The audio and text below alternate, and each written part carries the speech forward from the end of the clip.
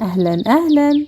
النهارده هنعمل احلى كرواسو بيتي من ايدينا. هنعمله بطريقتين مختلفتين. اختاري الطريقه السهله واللي تناسبك وابدأي اشتغلي فيها. بس قبل ما نبدأ الفيديو، لو اول مره تشرفوني انا اسمي نهى، ما تنسوش تشتركوا بالقناه ولايك وشير لو عجبكم الفيديو، ويلا بينا.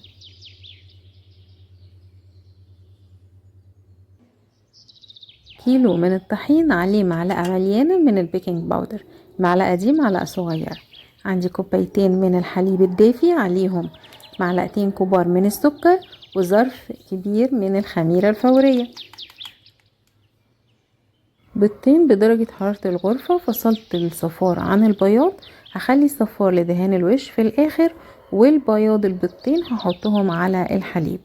وهحط كمان نص كوباية من الزيت النباتي ومعلقة كبيرة من الخل، وهقلب كل المقادير كده مع بعض تقليبة كويسة. وهضيفهم على الخليط الجاف اللي هو الدقيق مع رشة الملح مع البيكنج باودر.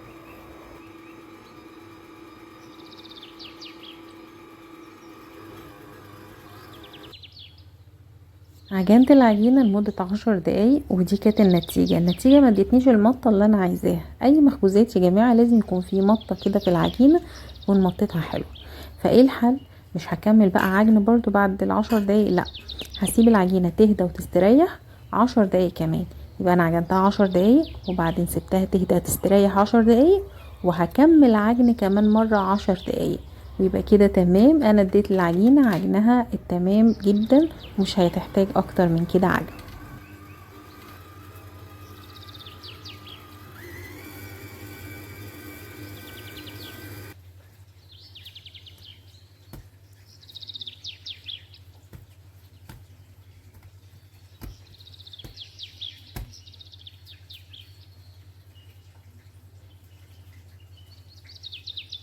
باخد العجينة كده واخبطها خبطتين والمها تحت ايدي.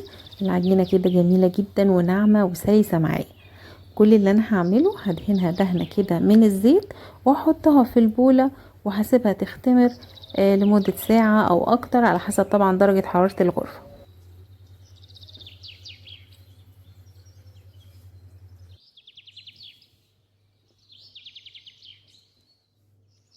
كده العجينة ما شاء الله اختمرت معايا وبقت زي الفل. هاخدها بقى كده وهحطها على طاولة العمل او على البورد بتاعنا، وهقطعها نصين.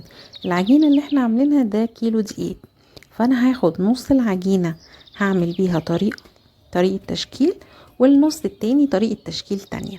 تمام، فركزوا بقى في الطريقة الاولى والطريقة التانية علشان تختاري الطريقة الاسهل والانسب لك.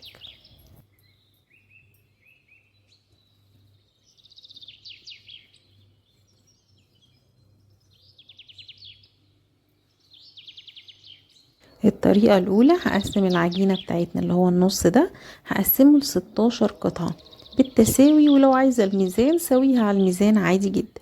ولو عايزة الحجم الكورة بتكون حجم الكورة تقريبا قد الليمونة الكبيرة كده.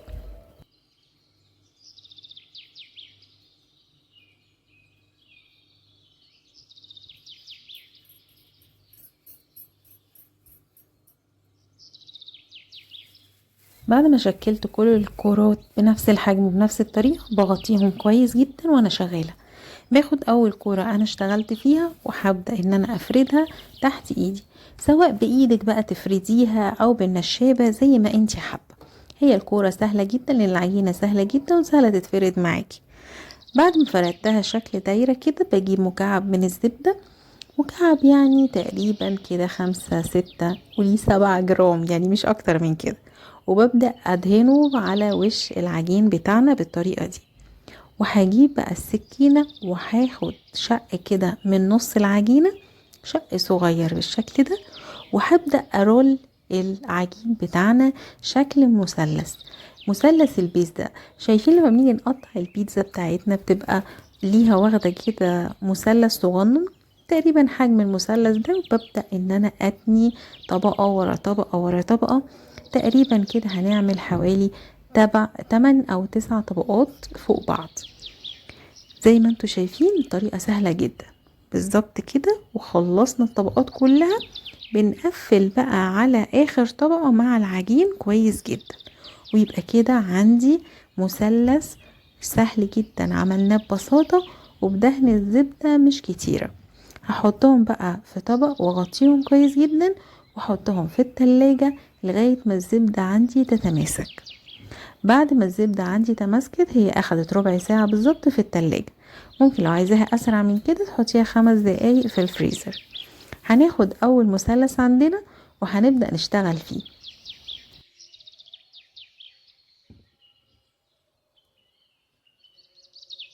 رشة بسيطة كده من الدقيق من تحت العجينة ومن فوق العجينة، وهبدأ ابططها كده بايدي وبعدين بالنشابة يا دوبك هي فردة واحدة وبس. اخد شكل المثلث الحلو الجميل ده، ويلا بينا بقى بالسكينة ناخد من طرف العجينة كده حتة صغيرة من الطرف ده، وناخدها ونحطها على المثلث نفسه اللي هو على مثلث الكرواسون نفسه من الطرف زي ما انتوا شايفين بالطريقة دي. وهناخد برضو قطعة كده من السكينة صغيرة جدا، شريحة صغيرة جدا من الناحية التانية بنفس الطريقة، وهنحطها برضو جوه العجين بتاع الكرواسون زي اكنك بتعملي كده حواجز، علشان خاطر لما نحط الحشوة بتاعتنا ما يحصلهاش مشاكل. حاجة تانية، بجيب السكينة برضو وبقطع من طرف العجين من تحت خالص علشان لما اجي ارولها ترول معانا بكل سهولة وتديكي شكل الكرواسون زي ما انتوا عارفينه. حطيت الجبنة في النص، انا استخدمتها جبنة مثلثات، حطيتها في النص من تحت وبدأت ارول زي ما انتوا شايفين بالطريقة دي. واهم حاجة طرف المثلث بضغطه ضغطتين كده على خفيف علشان واحنا بنرول الكرواسون يمسك فيه كويس وما يتنفخش بقى مني في الفرن او يطلع ويبقى شكله مش ظريف، لا يبقى مظبوط فعلا 100%. زي ما انتوا شايفين ادينا قفلنا الكرواسون كويس. هناخد بقى الاطراف بتاعته كده ونحاول نرولها كده على خفيف عشان تدينا شكل جميل، وكمان عشان الحشوة بتاعتنا ما تطلعش من الكرواسون بالطريقة دي.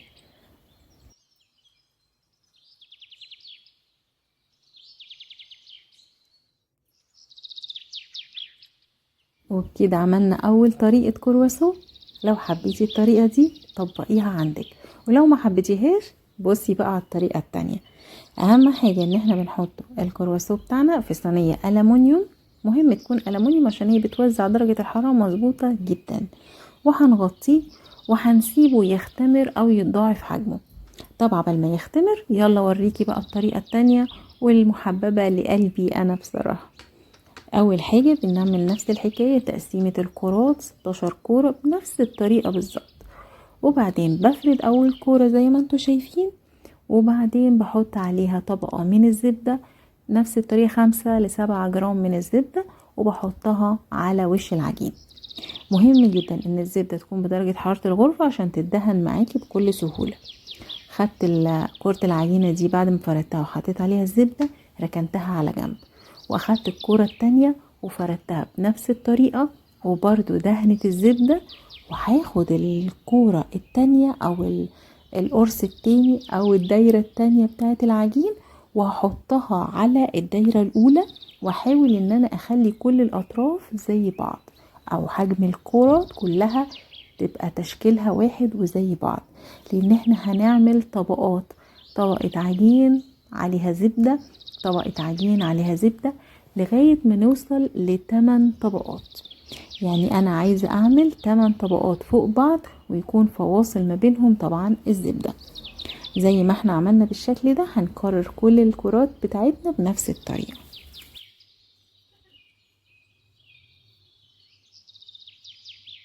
اخر طبقة معانا بنفردها بس مش بندهنها بالزبدة ونحطها على وش الطبقات دي كلها. بعد كده باخد بقى الطبقات دي كلها معايا واحاول اعمل لها ضغطة كده على خفيف، وخدي بالك ان الزبدة طرية والعجينة طرية، فما نحاولش نفردها دلوقتي، لا بشيلها وبحطها في طبق وبغطيها كويس جدا، وبحطها في التلاجة برضو لمدة ربع ساعة او لغاية ما الزبدة عندي تتماسك. ساعتها بس بقدر ان انا اطلعها وافردها براحتي.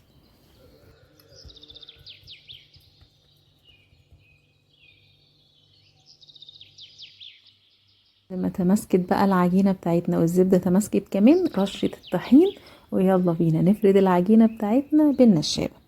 بنفردها في الاول بايدينا كده على خفيف، وبعدين نجيب النشابة ونبدأ نفرد فيها من جوه لبره، من جوه لبره، من جوه لبره، لغاية ما تتفرد معانا ويبقى قرص كبير ما شاء الله حلو جدا. اهم حاجة في القرص ده ان احنا واحنا بنفرده لازم نقلب مرة من فوق، ونقلب اللي فوق تحت واللي تحت فوق عشان يتفرد معانا كل الطبقات زي بعض.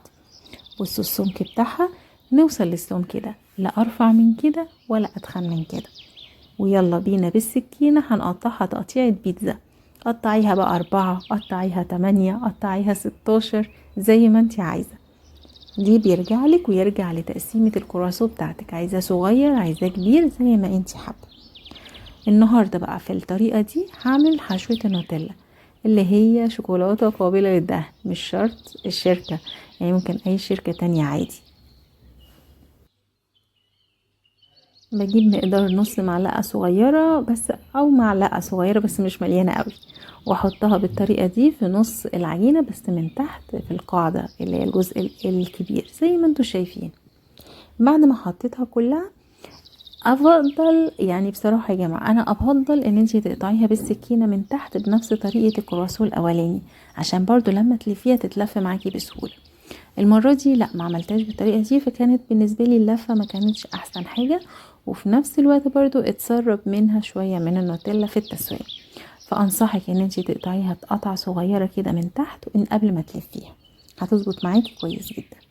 بصوا لي بقى على اللفة بتاعتها، سهلة جدا بسيطة جدا. وبرضو التكاية اللي بنبه عليها ان احنا بنضغط طرف العجين من فوق علشان يلزق معانا. برضو بنحطها في صينية ألمونيوم ونغطيها لغاية ما يتضاعف حجمها.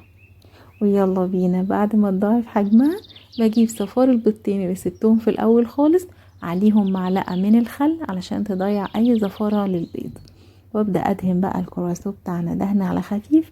واهم حاجة نكون ايدينا خفيفة كده واحنا بندهن عشان ما نهبطش الخمر اللي اتخمره.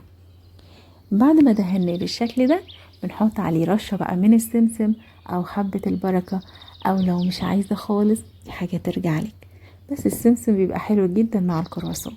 درجة حرارة الفرن تبقى اعلى درجة حرارة عندك لمدة 10 دقايق، ربع ساعة بالكتير، وطلعي بقى احلى كرواسون وريحة البيت اللي هتملى المكان وتملى الشوارع اللي حواليكي كمان. بجد الكرواسون طلع تحفة جدا. واهم حاجة نغطيه اول ما نطلعه على طول عشان يفضل طري وهش وجميل جدا. بصولي بقى على الجمال والطعامة، ودرجة اللون كمان موحدة وتجنن. اتفرجوا بقى على التقسيمة من جوه، حبيت افتحها لكم بقى من جوه عشان تشوفوا الحشوة عاملة ازاي، وكمان الفراغات اللي في الكرواسون نفسه والطبقات باينة جدا. شفتوا الجمال والطعامة، هش جدا وفي كريسبي من بره تحفة.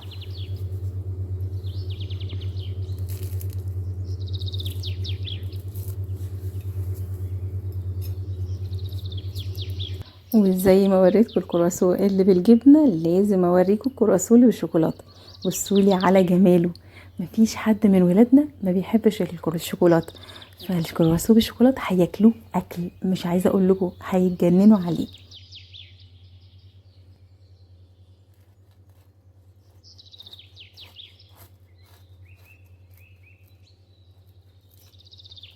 وبكده اكون وصلت لنهاية الفيديو. لو حبيتوا الفيديو ما تنسونيش من اللايك والشير والاشتراك في القناة عشان يوصلكم كل جديد.